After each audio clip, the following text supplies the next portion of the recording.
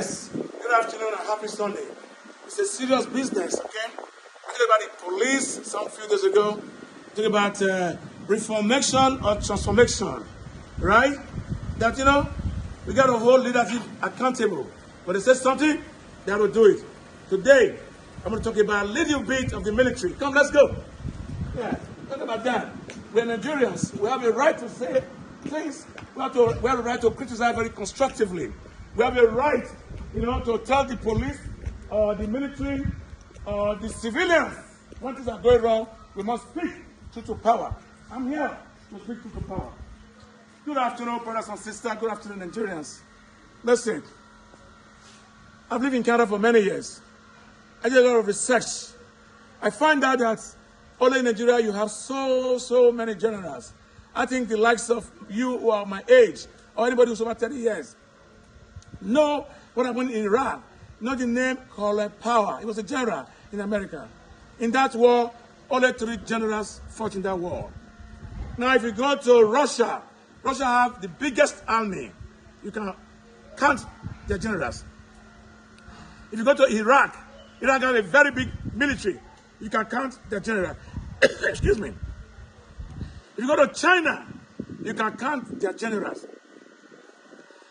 When I was growing up, you hardly see generals in the army. And if you see one, it's a real general who can deliver. I wonder why, no surprise, when Asari Dokubo came out in the villa on the national TV with a sovereignty, with a flag, boasting that he and his men were controlling the state. I'm coming. Now, recently, Lucky Rabo from Delta State, the chief of army staff, was retired. I don't know what Ahmed Ashiwaju Tinubu is afraid of, Mr. President.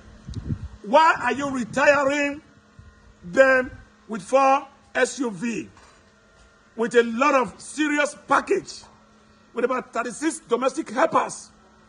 What about the food soldiers who are dying in Sabita Forest? Why are we very selective in this country? What are we afraid of? I think I condemn that. I'm not in support of it.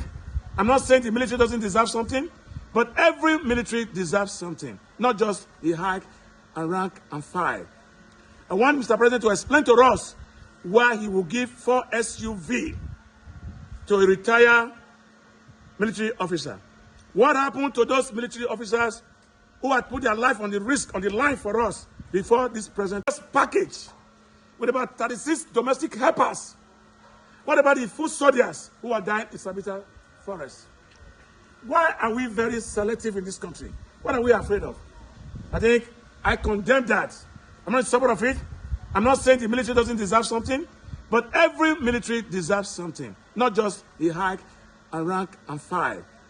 I want Mr. President to explain to us why he will give 4 SUV to a retired military officer. What happened to those military officers who had put their life on the risk, on the line for us before this present military officers? We must balance it.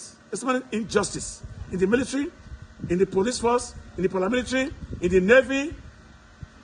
People have to learn that we cannot bring politics into the military or the police. So in this country, you have a lot of commissioner of police. I live in Canada for 35 years. In Ontario, we only have 1 police commissioner, the whole of Ontario.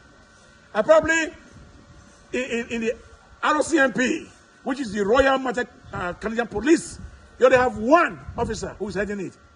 Over here, you have commissioner of police without portfolio. You have generals without portfolio, without offices, but they are generals. It shouldn't be so.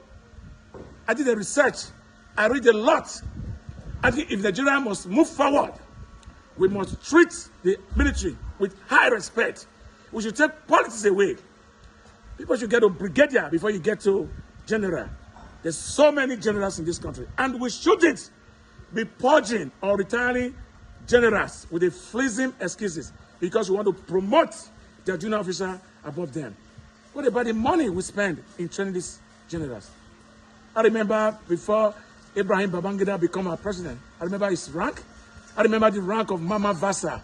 I remember the rank of what's the name again? Murtala Mohammed. I remember the rank of this great man. So they were not anxious to become a general, but they were anxious as a patriotic citizens to deliver, to tighten up the security of our borders, to ensure that the military is solid. Today, we have captains, we have lieutenants, we have brigadiers, we have so many generals and so many commissioners of police. Thank you.